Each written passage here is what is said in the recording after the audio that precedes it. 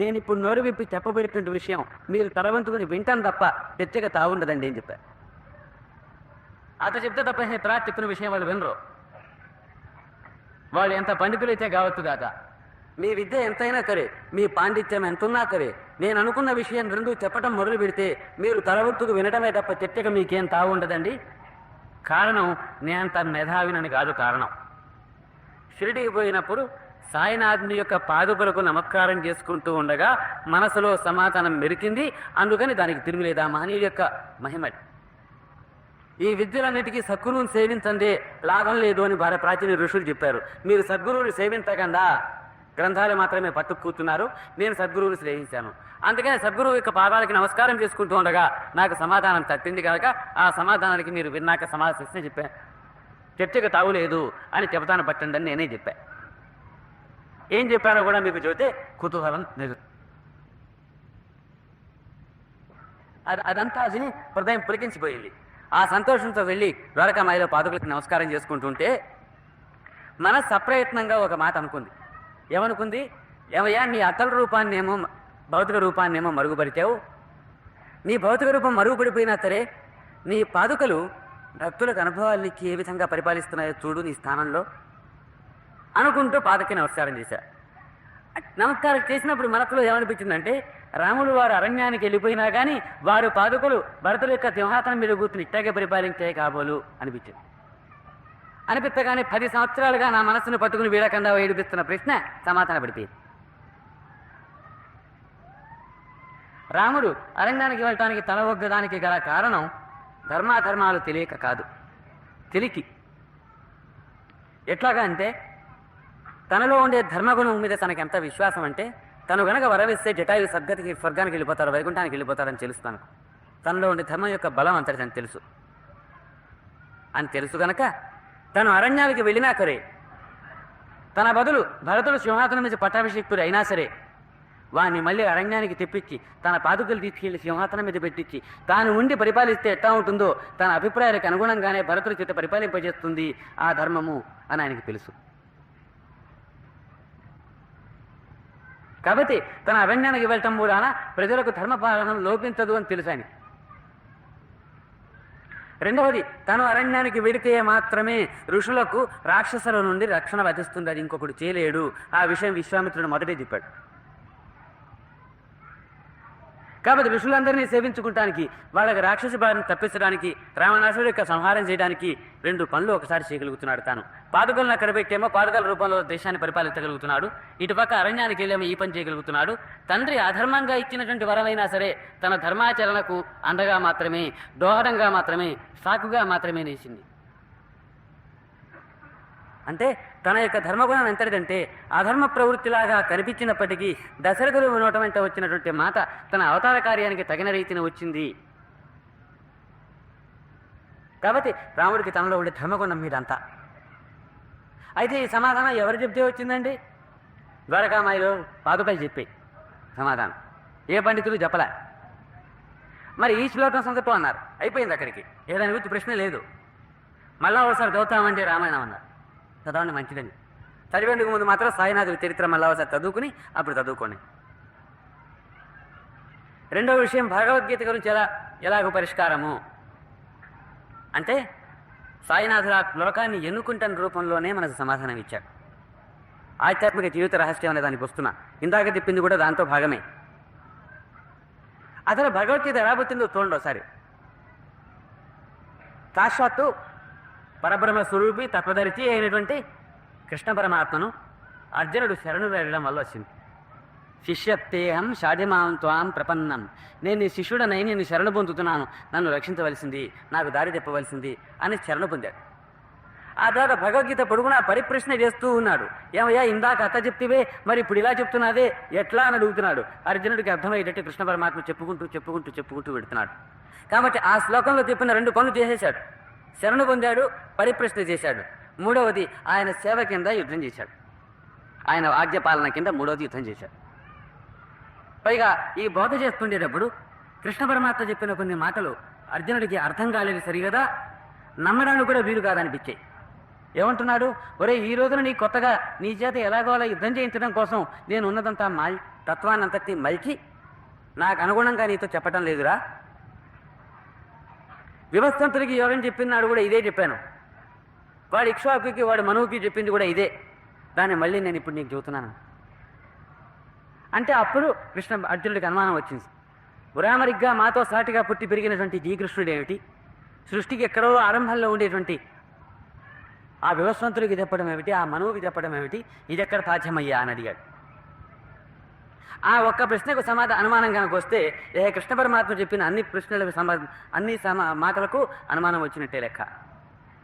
ఏ విధంగా నేను అన్ని జీవుల హృదయాల్లో నేనే ఉన్నాను అన్నాడు అనుకోండి, ఎట్టా వీలవుతుంది? మన ఎదురుకుండా నుంచి మనిషిలా మాట్లాడుతూ అందరి హృదయాల్లో వాడు ఎట్ట ఉంటాడు? ఇట్టా ఈ అన్ని ప్రశ్నలే. అందుకని కృష్ణ పరమాత్మ ఏం చేశాడంటే విశ్వరూప సాక్షాత్కారము అనేటువంటి ఆధ్యాత్మిక అనుభూతిని వాడికి ఇచ్చాడు. ఎన్ని మాటలతో చెబితే అవుతుంది అది? అందుకని విశ్వమంతా తన రూపమే అని నిదర్శనం ఇచ్చాడు. ఆ అనుభవం చేత కృష్ణుడు చెప్పిన మాటల యందు వాడికి పూర్ణమైన విశ్వాసం కలిగింది. కాబట్టి ఎందుకు ఆ భగవద్గీత శ్లోకం బ్రహ్మవేత్త అనే తత్వదర్శిని ఆశ్రయించని చూస్తుందంటే నోటి మీద చెప్పడం కాదోయ్, ఎన్నిసార్లు చెప్పినా నీ వంట బతక నీ తలకెక్కక నీ జీవితంలో ఆచరణకు రాక నువ్వు బాధపడుతూ కనుకుంటే పరిపూర్ణమైన బ్రహ్మవేత్తను ఆశ్రయించినట్టయితే అందుకు తగిన అనుభవం నీకు ఇస్తాడు. బోధకులు అనుభవం ఇవ్వలేరు, చెప్పగలరు, 1-4 సార్లు చెప్పగలరు, అంతే తప్ప అనుభవానికి రావడానికి కావాల్సిన నిదర్శనం ఇవ్వడం ఉందే బ్రహ్మవేత్త అయిన వాడికి మాత్రమే వీలవుతుంది, ఇంకొకటికి వీలవదు. కాబట్టి భగవద్గీత రహస్యమంతా ఆ ఒక్క శ్లోకంలో ఉంది. అర్జునుడు ఎప్పుడు ఏ పరిస్థితిలో కృష్ణుని అడిగాడు? యుద్ధరంగానికి వచ్చిన తర్వాత ఏది ధర్మమో ఏది అధర్మమో తెలియకుండా గందరగోళం అయిపోయిన పరిస్థితిలో అడిగాడు. ధర్మ సమ్మూఢచేత అన్నాడు. ధర్మం విషయాల్లో సమ్మూఢం అయిపోయింది, నా మనకు తెలియకుండా పోయింది, చెప్పవయ్యా అని అడిగాడు. ఇదివరకు అన్న దగ్గర ధర్మాలు విన్నాడు, ధర్మం పాటించాడు. కానీ యుద్ధరంగంలో వీళ్ళందరినీ చూసేటప్పటికి ఏది ధర్మం ఏది అంత అధర్మం తెలియకుండా పోయి గందరగోళపడిపోయిన స్థితిలో అడిగాడు. చదువుకున్న శాస్త్రాలన్నీ మరిచిపోయిన స్థితిలో అడిగాడు. అయినా ఏం పర్వాలేదు, కృష్ణ పరమాత్మ ఏం చేశాడు? మళ్ళీ అంత ధర్మాలు అన్ని తత్వాలు మళ్ళీ తిరిగి వాడికి బోధించాడు. ఆ బోధించడంతో పాటు అందుకు తగినటువంటి అనుభవాన్ని వాడికి అనుగ్రహించాడు. అందుకని గీత యొక్క హృదయం మాత్రం ఆ శ్లోకంలో ఉన్నది. ఇప్పటికీ 2 విషయాలు అనుకున్నాం. జీవితానికి రహస్యం ఆధ్యాత్మికత అని చెప్పడానికి కృష్ణ పరమాత్మ యోగము అని చెప్పాడు దాన్ని. ఈ యోగానికి మొత్తానికి రహస్యం ఆ 4వ అధ్యాయంలోని 34వ శ్లోకంలో ఉన్నది. ఏది? పూర్ణుడైనటువంటి గురువుని ఆశ్రయించవలసింది, బ్రహ్మవేత్త అయినటువంటి గురువుని ఆశ్రయించవలసింది అని. అంత చెప్పినా లోకానికి తాళదేమన్న ఉద్దేశంతో తాను దాన్ని ఆచరించి చూపించాడు. తాను సాందీపని మహర్షిని శిష్యుడై సేవించి చూపించాడు. రాములు వారు మనం ఆచరించవలసిన ధర్మాన్నంతటినీ కూడా తాను ఆచరించి చూపించాడు, వాచ చెప్పడం కాకుండా. అందులో మొదట ఆయన అవతార కార్యానికి నాంది ఎక్కడ అంటే విశ్వామిత్రుల వారు వచ్చి దశరథుల వారిని అడిగి జాగరక్షణ కోసం రాముల వారిని తీసుకెళ్లడంతో మొదలైంది. అంటే విశ్వామిత్రుడికి శిష్యుడై సేవ చేయడంతో రాముల వారి యొక్క అవతార కార్యానికి నాంది పలికింది. అంటే జీవితంలో మనం మొట్టమొదటిగా చేయవలసిన కర్తవ్యం ఏదని రాముడు తన ఆచరణ ద్వారా చెబుతున్నాడు అంటే అటువంటి పూర్ణుడైనటువంటి బ్రహ్మర్షి అయినటువంటి గురువుని మనం ఆశ్రయించాలి అని రాముడు చెబుతున్నాడు. 2 చెప్పారు వాళ్ళు. మా వంటి అవతార పురుషులకైనా సరే శరీరంతో వచ్చినప్పుడు మేము కూడా ఆశ్రయించవలసిందే అన్నారు. లేక ధర్మం చెడిపోతుందన్నా అయినప్పుడు మనకు తప్పుతుందా? ఈ ఒక్క రహస్యాన్ని ఎన్ని భగవద్గీత జ్ఞానయజ్ఞాలైనా చేయవచ్చు, ఎంత చక్కగానైనా భగవద్గీతని వివరించవచ్చు. కానీ ఆ 34వ శ్లోకంలో ఉన్నది అతి ముఖ్యమైంది. అది మీరు ఆచరించండి, ఆచరించినాడే భగవద్గీత మీ దేశం మీకు రక్ష కడుతుంది, దేశానికి సంస్కృతికి ఒక వెన్ను లాంటి పట్టు వస్తుంది అని చెప్పినవాడెవడు? వారికంటే భగవద్గీత నే బాగా చెప్పానా లేదా, నాకంటే బాగా వారు చెప్పారు లేదా అనే ప్రశ్నే తప్ప మనకు ఆచరణ యోగ్యమైనటువంటి మూల సూత్రాన్ని కృష్ణ పరమాత్మ చెప్పింది మనం గ్రహించుకుని వీళ్ళకి చెప్పామా? మనం ఆచరించగలిగామా ఆ శ్లోకాన్ని గుర్తుపట్టుకుని అని చూసుకునేటువంటి ప్రశ్న ఎంతకాలం అయితే రాదో అంతకాలం భగవద్గీతను వింటూనే ఉంటాం. మన గీత ఇట్టాగే ఉంటుంది, దాని గీత అట్టాగే ఉంటుంది. గీత అంటారు దీన్ని. అంత భగవద్గీత విన్నాక మన గీత అట్టాగే ఉంటుంది. మనలాంటి అభాగ్యుల బాలిక భర్తం ఆ గీత యొక్క గీత కూడా అట్టాగే ఉంటుంది. కృష్ణ పరమాత్మ అల్లో రామచంద్ర అనుకుంటాడు పైన కూర్చుని, ఎందుకు చెప్పాను నేరక వీళ్ళకి భగవద్గీత, దాని చుప్ప తిప్పుకు తింటున్నారే వీళ్ళని. ఎందుకని చెప్పిన ఒక్క పని చేయలేదు వాళ్ళు. ఎంత గొప్ప వైద్యుడైతే మాత్రం వాడు ఇచ్చిన మందు తీసుకొచ్చి మనం అక్కడ పూజా మందిరంలో పెట్టి నమస్కారం చేస్తూ రోజుకోసారి ఆయనకి ఆ వైద్యులు గారికి ఉన్న డిగ్రీలన్నీ ఒకసారి శ్లోకం మంత్రంలాగా వల్లించి జపం చేస్తుంటే తగ్గుతుందా? ఆ మందు మనం తీసుకుంటే తగ్గుతుంది. అలా కృష్ణ పరమాత్మ చేయమంది చేస్తే తగ్గుతుంది, కానీ రోజుకోసారి వల్లిస్తే తగ్గుతుందా? అందుకని కృష్ణ పరమాత్మ భగవద్గీతలో చెప్పింది కానీ తాను ఆచరించి చూపించింది కానీ, రాముడు ఆచరించి చూపించింది కానీ, అనాదిగా ఋషి పరంపరంతా ఆచరిస్తూ వస్తున్నది కానీ, చివరికి పురాణ కథలో విశ్వామిత్రుల యొక్క కథ ద్వారా మనకు తెలిసిన విషయం కానీ మనం గమనించుకోవాల్సింది అదే. విశ్వామిత్రుడు కొన్ని వందల సంవత్సరాల పాటు అంతర్ముఖుడై తపస్సు చేశాడు. ఎన్నిసార్లు తపస్సు చేసినా క్షణకాలం కలుగరిసిన క్షణంలో కామం రానివ్వండి, క్రోధం రానివ్వండి, ఇంకోటి రానివ్వండి మొత్తం తపోభంగమై మళ్ళీ ప్రారంభించుకోవాల్సి వచ్చినట్టు మన పురాణ కథలు చెప్పాయి. చివరికి అంత తపస్సు చేసిన మనిషిలో రాక్షస గుణం పూర్తిగా పోలేదంటానికి మనకి గుర్తెట్ట తన్ని బ్రహ్మర్షి అని అంగీకరించినందుకు వశిష్ఠులు వారి 100 కొడుకుల్ని చంపేశాడు. ఆస్తిపాస్తుల మీదకి వచ్చినా మనందరం చంపలేం, మంది చంపినా మనం ఎక్కువ మంది తిరిగి చంపలేం. అలాంటిది కేవలం తన బ్రహ్మర్షిని ఒప్పుకోని కారణంగా చంపాడు కొంతమంది కొడుకుల్ని. అంటే అంత తపస్సు చేసినా కానీ మనిషిలో రాక్షసత్వం చివరిదాకా అత్తగా మిగిలింది. కానీ ఎప్పుడు పోయింది? ఆయన శరణు పొంది నమస్కరించి ఉపదేశం అడిగిన దగ్గర నుంచి, ఆయన నోటి మాట అయిన దగ్గర నుంచి అప్పుడు వెళ్ళి తపస్సు చేసుకుంటే, అప్పుడు కూడా ఆయన బ్రహ్మర్షిని ఆశ్రయించడం చూడాల్సింది కానీ తపస్సు వల్ల రాలే. ఈ విషయాన్ని భగవద్గీత చెప్పింది. నా యజ్ఞైర్న దానైర్న తపోభిరుగ్రై. యజ్ఞం వల్ల రాదు, దానాల వల్ల రాదు, ఉగ్రమైన తపస్సులు చేసినందువల్ల రాదు ఈ విధమైనటువంటి దర్శనం అన్నారు. మరి దేనివల్ల వస్తుందన్నా? తను సరిగా తేవేతనని తెలుసుకుంటేను అన్న. అనన్యమైనటువంటి భక్తి చేత మాత్రమే వస్తుంది అన్న. అనన్యమైన భక్తి ఎలా వస్తుంది అంటే అదే యోగం అంటే అన్నారు. ఇప్పుడు ఆధ్యాత్మిక జీవిత రహస్యం దగ్గరికి ఇప్పుడు వచ్చామన్నమాట. ఏమిటి అంటే అది మనం నిరంతరం మన జీవితంలో మనం కొనసాగించుకుంటూ కూడా అనుక్షణం ఆయన్ని గుర్తుపెట్టుకోగలగాలి. ఎవరిని? పరమాత్మ స్వరూపాన్ని. ఎట్లా గుర్తుపెట్టుకుంటాం? మనం ఎప్పుడన్నా చూసామా? చూసిన వస్తువుని మనం గుర్తుపెట్టుకోవచ్చు, చూడని వస్తువుని గుర్తుపెట్టుకోవటం ఎట్టా? ఒకప్పుడు చూసింది గుర్తుపెట్టుకోవచ్చు, ఒకప్పుడు తెలుసుకున్న దాన్ని మర్చిపోకుండా గుర్తుపెట్టుకోవచ్చు. ఎప్పుడు తెలియంది, ఎప్పుడు చూడండి గుర్తుపెట్టుకోవటం ఎట్టా వీలవుతుంది?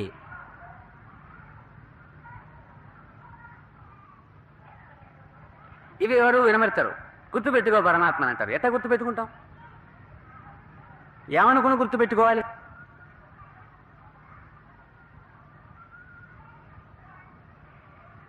అందుకని పరమాత్మను గుర్తుపెట్టుకునేందుకు వేరొక మార్గమే లేదు అని ఇందాక నేను ఏ శ్లోకంతో అయితే ఈ ప్రసంగం ప్రారంభించానో ఆ శ్లోకంలో ఉన్నది. ఏ శ్లోకంతో అన్నగారు ఈనాటి ప్రసంగాన్ని ప్రారంభించారో ఆ శ్లోకంలో ఉన్నది.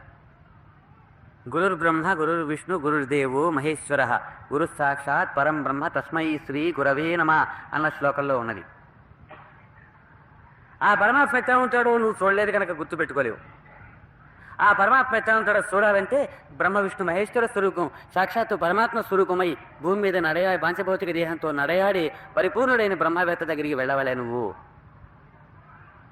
అని చెప్పాడు. కృష్ణుడి రూపంలో భూమి మీద సంచరిస్తున్నప్పుడు కృష్ణుని ఆశ్రయించవలసి వచ్చింది. లేకపోతే ఏం చెప్పాడు? నా భక్తుడికి నాకు భేదం లేదన్నా. అదే స్థితిలో ఉండేటువంటి కృష్ణ పరమాత్మ యొక్క భక్తుడిని మనం పట్టుకున్నా కృష్ణ పరమాత్మను పట్టుకున్నట్టే లెక్క. లేదా పూర్ణుడైనటువంటి జ్ఞాని నా ఆత్మ వంటి వాడు అన్నారు. నేను ఆ వంటి వాడే అన్నారు. కాబట్టి పూర్ణుడైన జ్ఞానైనా సరే అందుకని ఏం చెప్పాడు? జ్ఞానాన్ని పట్టువారు అవసరన్నారు. వెళ్ళి ఎడితిరిగి మనం వచ్చినా సరే మన శాస్త్రాలు చదువుకుని భగవద్గీతలు ఇంటి దగ్గర కూర్చుని వల్లించుకుని మనం ఆధ్యాత్మికతలో డెక్కించి సాధించుకునేదంటూ ఏమీ లేదు. ఇదివరకు ముందు ఉండబోదు. ఈ మూలమైన సూత్రాన్ని మర్చిపోయాం కాబట్టి మాత్రమే చక్కగా కవరబెంటంగా మాత్రమే ఉండి ఏకదార్థంగా అక్కడ పోతోంది. ఇందాక కాకినాడలో చేసే ప్రసంగాన్ని ఒక్కసారి మీరు జ్ఞాపకం చేసుకున్నట్టయితే నేను చెప్పిన దాని సారాంశం ఏమిటంటే రామాయణ కథ చదవడానికి కూడా పనికిరా. మనం భగవద్గీత లాంటి వేదాంత గ్రంథం సంగతి అట్టా ఉంచండి. సద్గురువు యొక్క అనుగ్రహం లేక రామాయణం అంటే గ్రంథం కూడా మనకి సక్రమంగా చదువుకుంటానికి వీలు కాదు, అర్థం కాదు. అందులో చెప్పదలుచుకుంది ఒక విషయం, మనకు అర్థమవుతున్నది ఇంకొక విషయం. ఎంతసేపు పితృవాక్య పాలన ఏకపత్య వ్రతం అని అరుస్తామే తప్ప సద్గురు సేవతో ఆరంభమైంది అని ఎప్పుడన్నా విన్నామా? దాని యొక్క ప్రాశస్త్యం అంత దూరం. అది మనం చూసుకోవాల్సింది. దానికి ఒక చిన్న దృష్టాంతం జ్ఞాపకం వస్తుంది నాకు. ఎదురింటిగా ఎవరో ఒకళ్ళు పాపం ఒక చిన్న వయసులో ఉన్నామకే భర్త పోయినట్ట. సంవత్సరం గడిచిపోయిందిట. ఆ సంవత్సరం వచ్చినప్పుడు మళ్ళా వాళ్ళ ఇంట్లో ఆత్మీకం సంవత్సరికం పెడుతున్నట్ట. ఆ సందర్భంగా ఆ పాత జ్ఞాపకం వచ్చి కంటి వెంట తడిపెట్టింది ఆ తల్లి. ఆ సందర్భంలో ఆమెను పరామర్శించి ఓదార్చి వచ్చింది ఇంటికి తల్లి. ఏమమ్మా అని అడిగితే ఇట్లా వాళ్ళ ఇంట్లో అప్పుడే సంవత్సరం గడిచిపోయింది, సంవత్సరికం అవుతుంది, ఆత్మికం అవుతుంది ఇప్పుడు అన్నది తల్లి. అక్కడ 5 ఏళ్ల కుర్రవాడు 6 ఏళ్ల కుర్రవాడు ఉన్నాడు. వాడు వెంటనే ఏమన్నాడు, అయితే బలవానో గారిలో వాళ్ళ ఇంట్లో ఉంటాయన్నమాట, భలే భలే అన్నాడు. ఆమె చెప్పిన మాట, చెప్పదలుచుకున్న మాట ఏమో అయ్యో అని మనమంతా బాధపడవలసిన సన్నివేశాన్ని ఆమె చెబుతోంది. ఆ పిల్లవాడికి అర్థమైందేమో మిఠాయి రాయగా ధనస్తేనే అర్థమైంది. ఈ రెంటికి ఎంత తేడా ఉందో భారత రామాయణంలో వాల్మీకి మనకు తెలియపరచదలుచుకున్నది ఒకటి, మనకు అర్థమయ్యేది ఇంకొకటి. భగవద్గీతలో కృష్ణుడు చెప్పదలుచుకున్నది ఒకటి, మనకు అర్థమయ్యేది ఇంకొకటి. అందుకని ఆధ్యాత్మిక జీవిత రహస్యం ఇదివరకే చెప్పబడ్డది, అనాదిగా చెప్పబడ్డది. అయితే అది రహస్యం అని ఎందుకు చెప్పబడింది? ఇది గుహ్యతమం ప్రోక్తం అన్నారు. అది అత్యంతమైన రహస్యం చెప్తాను రా అన్న. సరిగా పెట్టి బాధ అయ్యేవాడు 10 మంది కూడా ఉండరు కాలేజీకి.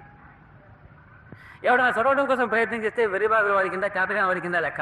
హీరోలా ఉండాలంటే చదవకుండానే బాధవాలి. అదే రీతిన ఇందులో కూడా తయారై ఆ పదానికి అర్హత లేని వాడిని పెట్టుకుని గురువు అనుకుంటానికి బాగా ప్రయత్నం చేయటం ఒక బాబురాత. ఇద్దరికీ అనర్థం అది. లేకపోతే అసలు మనకి ఇంకో గురువుతో మనకేం సంబంధం? హాయిగా కృష్ణ పరమాత్మ చెప్పిన భగవద్గీత ఉండగా మనకు వేరొక గురువుతో ఏం సంబంధం? హాయిగా మనకు రామాయణం ఉండగా పెద్ద రామాయణం అర్థమే ఏడిచినట్టు, భగవద్గీత అంతకంటే అర్థమే ఏడిచినట్టు.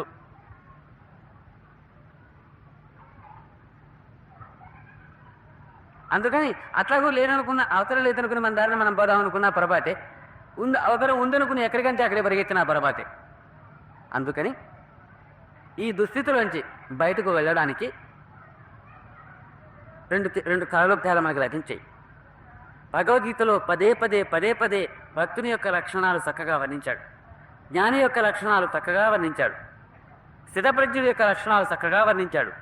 వాటిని పెట్టి జాగ్రత్తగా చూసుకో, ఆ పదాలకి వాడు అర్హుడవునా కాదో. ఊరికే కూరగాయలు కొనుక్కుంటానికి బజారు దాకా పోతేనే 4 దుకాణాలు విచారించుకోకుండా 4 సార్లు బేరం ఆడకుండా తీసుకోమే. అట్లాంటిది మన జీవితాన్ని అవతలవాడి పాదాక్రాంతం చేయబోయే ముందు 1-4 సార్లు విచారించుకోవాల్సిన పనిలే. అందుకని ఆ లక్షణాలు ఏమిటో కొంచెం జాగ్రత్తగా చూసుకోవటం అవసరం. అవి ఉన్నాయో లేదో చిరకాలం ఎదురు చూచి బాగా ఉన్నాయని నిర్ధారణలోకి వచ్చిన తర్వాత ఒకసారి కల వంచాలి. ఆ తర్వాత ప్రాణాలు పోయినా ఆ తలెత్తకూడదు. ఇది మొదటి సౌలభ్యం. దీన్ని ఇంకా బాగా మన మనస్సుకు రావడం కోసం ఆ వ్యాసుల వారే స్కంద పురాణంలో గురుగీత అనే పేరిట రాశాడు. అందులో గురువు అనదగిన వారి లక్షణాలు ఎలా ఉంటాయో వర్ణించాడు. అందులో ఒక శ్లోకం నేను చదివింది, ఇంకొక శ్లోకం వీరు చదివింది. ఈ గురు బ్రహ్మ శ్లోకం అందులోది. ఎవడు పరమాత్మ స్వరూపి కాడో వాడిని పట్టుకుని వారి ఎత్తగోతో పరమాత్మ అవును అనే నమ్మడం కోసం ప్రయత్నం చేయటం కాదు. పరమాత్మ జ్ఞానం లేని వాడి దగ్గరికి వెళ్ళి ఓ ఉపదేశం చేసుకొచ్చి ఆ బండి పట్టుకుని వాడు గురువు అనుకునేటట్టు ప్రయత్నం చేయడం కాదు. ఎట్లా వీలవుతుంది? నా మీద మీకు ఎంతైనా అభిమానం ఉండొచ్చు కాక నేను దేవుణ్ణి నిరూపించడం కోసం మీరు ఏనుగుని తీసుకొచ్చి నా వీపుని నిలబెడితే నేనేం కావాలి? మీరు ఇంటి దగ్గర నమ్ముకోవచ్చు కావాలంటే. మా మిత్రుడు భరద్వాజ ఏనుగులు భీముడు అంత బలవంతుడు అని మీరు చెప్పుకోవచ్చు, సంతోషంగా చెప్పుకోండి, ఇంకా 10 సార్లు చెప్పుకోండి. కానీ తీసుకొచ్చి అంత సంతోషంతో లోకాన్ని నిరూపించడం కోసం నా వీపు ఏనుగులు పెడితే మాత్రం నా దుబ్బడి అయిపోతుంది. అట్లాగే ఎవరు త్రిమూర్తి స్వరూపుడో, ఎవరు పరబ్రహ్మ స్వరూపో వాడిని ఆశ్రయించమని ఆ శ్లోకం చెబుతోంది. కానీ వాడిని పట్టుకుని అవును అనుకుంటాం కోసం ప్రయత్నం చేయమని చెప్పలే.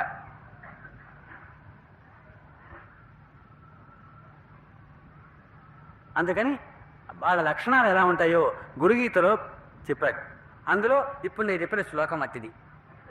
గురుమధ్యే స్థితం విశ్వం, ఈ విశ్వం అంతా కూడా గురువు యందే ఉన్నది. గురుమధ్యే స్థితం విశ్వం, విశ్వమధ్యే స్థితో గురు, ఈ విశ్వమందంతటా గురువే ఉన్నారు. గురుర్ విశ్వం నజాన్యోక్తి, ఈ గురువే, ఈ విశ్వమంతా నా గురుస్వరూపమే, ఇందులో ఆయన కాంతి ఇంకొకటి లేనే లేదు. తస్మై శ్రీ గురవే నమః. అది గురుత్వం అంటే. బ్రహ్మ విష్ణు మహేశ్వర స్వరూపం తాను అవడం అంటే ఏమిటంటే, అక్కడ అర్జునుడికి కృష్ణుడు ఇచ్చిన దర్శనం లాంటి ఈ విశ్వమంతా నా రూపమే అని దర్శనమిచ్చాడే. అత దర్శనమైనా అత నిదర్శనమైనా రెండిట్లో ఏదో ఒకటి ఇవ్వాలి. అప్పుడు మనం తలవంచాలి. అందుకని అటువంటి రూపాలు ఏ కలికాలంలో పోతూ పోతూ ఉన్నంతకాలం ఉండవు గనక, ఇంకా ఇంకా తగ్గిపోతూ వస్తాయి గనక, ఇంతవరకు మానవ చరిత్రలో రాలేదనబడినటువంటి అపూర్వమైనటువంటి అవతారం సాయినాథుడు ఒక్కడు కనబడతాడు. మొత్తం వచ్చిన మహాత్ములందరిలో ఈ విశ్వమంతా నా రూపమే అని వచ్చిపోయిన ప్రతి భక్తుడికి అనుభవించినటువంటి వాడంటూ ఒక మహాత్ముడు ఉంటే ఆయన ఒక్కడున్నాడు. ఎవరన్నా కొద్ది మందికి అనుభవం ఇవ్వడం అందరూ ఇచ్చారు. అట్లా కాదు, తన వద్దకు వచ్చిపోయిన ప్రతి ఒక్కడికి నువ్వు ఏ రూపాన్ని కొట్టినా ఏ రూపాన్ని ఆదరించినా తనకే చెందుతుంది అని అనుభవం ఇచ్చిన వాడంటూ ఎవడన్నా ఉన్నాడంటే చరిత్రలో ఆయన ఒకడే. ఇదెందుకు చెప్పానంటే, విశ్వమంతా అతని రూపమై నిరూపించేంత వాడు మాత్రమే గురువు అందగిన వాడు, వాణ్ణే మనం ఆశ్రయించాలి అనగానే వెంటనే మనకేం వస్తుందంటే, జీవితానికేమో ఆధ్యాత్మికత ముఖ్యం వంటివి, ఆధ్యాత్మికతకేమో గురువుని ఆశ్రయించడం ముఖ్యం వంటివి. ఇప్పుడు గురువు అంటే విశ్వం ఎంత నా రూపం నిరూపించిన వాడే గురువు వంటివి. అతని వాడు మనకు దొరికేదట, మనకు దొరకద్దు అని ప్రశ్న రాబోతుంది. కాబట్టి ఆ ప్రశ్నకు సమాధానం చెప్పాను అనమాట. రాబోవడం దొరికేదట అని కాదు, దొరికాడు, పట్టుకోవడం చేతవద్దు. దొరకనప్పుడు దొరకలేదు అనుకున్నాం, దొరికినప్పుడు పట్టుకోగలమా?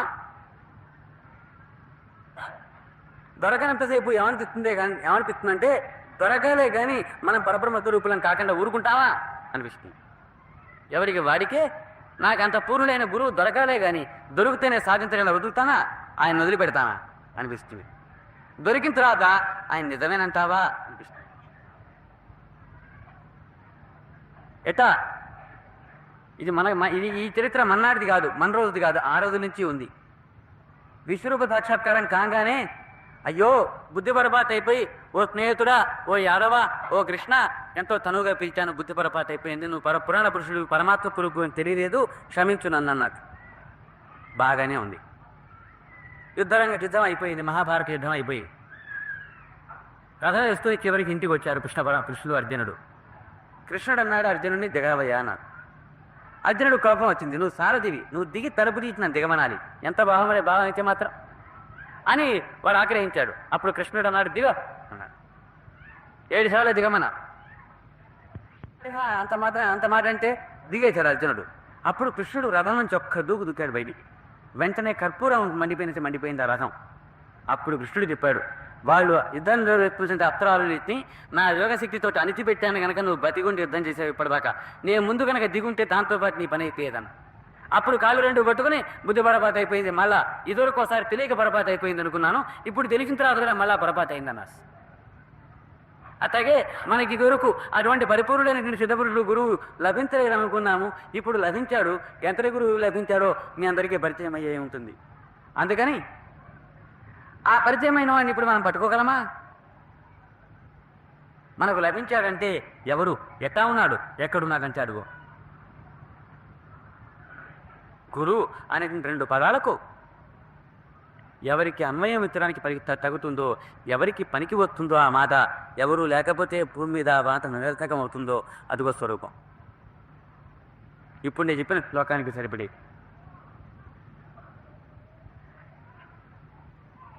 ఇవాళ విషయం జీవితం, ఆధ్యాత్మిక జీవిత రహస్యము అనే దాంతో జీవితానికి రహస్యమే యోగము, ఆధ్యాత్మికత, నిరంతరం పరమాత్మ స్వరూపాన్ని గుర్తుపెట్టుకోవటం అన్నాం. ఈ ఆధ్యాత్మిక జీవితంలో రహస్యం భగవద్గీతలో కృష్ణుడు చెప్పినటువంటిది ఏమిటది? సద్గురువుని ఆశ్రయించమని. 18వ అధ్యాయంలో చివరిలో మళ్ళా అశ్రద్ధ కలిగిన వాడికి అట్లాంటి వాళ్ళకందరికీ చెప్పద్దురా అని చెబుతూ వచ్చాడు. అంటే కృష్ణుడు ఎంత వాడు చెప్పాడంటే ఏంటాడు వాడి మహల్లే అనే వాడికి చెప్పవతను. అంటే కృష్ణ పరమాత్మ ఎందు కూడా విశ్వాసం మనిషికి అవసరము అని చూస్తున్నాను. అట్లాగే మనకు తద్విద్య ప్రణిపాతైన శ్లోకంలో సద్గురువుని ఆశ్రయించమన్నాడు అని చెప్తాం. ఆ గురువు యొక్క లక్షణాలు వీరిలో సంపూర్ణంగా ఉన్నాయి అని మీకు ఇందాకనే మనవి చేసింది. ఎట్లా ఉన్నాయంటే, ఉదాహరణకు ఎవరెవరు ఏ దేవతను ఆరాధించుకుంటే వాళ్ళకి ఆ దేవత రూపంలో దర్శనమిచ్చాడు. నేను రాముడి వారికి తప్ప ఇంకెవరికి నమస్కారం పెట్టను అన్న భక్తుడికి రాముడి వారిలా దర్శనమిచ్చాడు. నమస్కారం పెట్టి లేచేటప్పుడు మళ్ళీ సాయినాథుడిగా కనిపించాడు. మారుతి భక్తుడికి మారుతిగా దర్శనమిచ్చాడు. దత్తాత్రేయ స్వామి భక్తికి తన దత్తాత్రేయ స్వామిని స్వరూపాన్ని నిరూపించాడు. ఆ రీతిన ఎవడు ఏ దైవాన్ని గొలుచుకుంటే ఆ దైవం రూపంగా తాను దర్శనమిచ్చాడు. అట్లాగే వేరు వేరు సాధువులను తమ గురువులుగా ఆశ్రయించుకున్నటువంటి భక్తులు వస్తే ఆయా సాధువుల రూపంలో తత్వ రూపంలో ఆ భక్తులకు దర్శనమిచ్చాడు.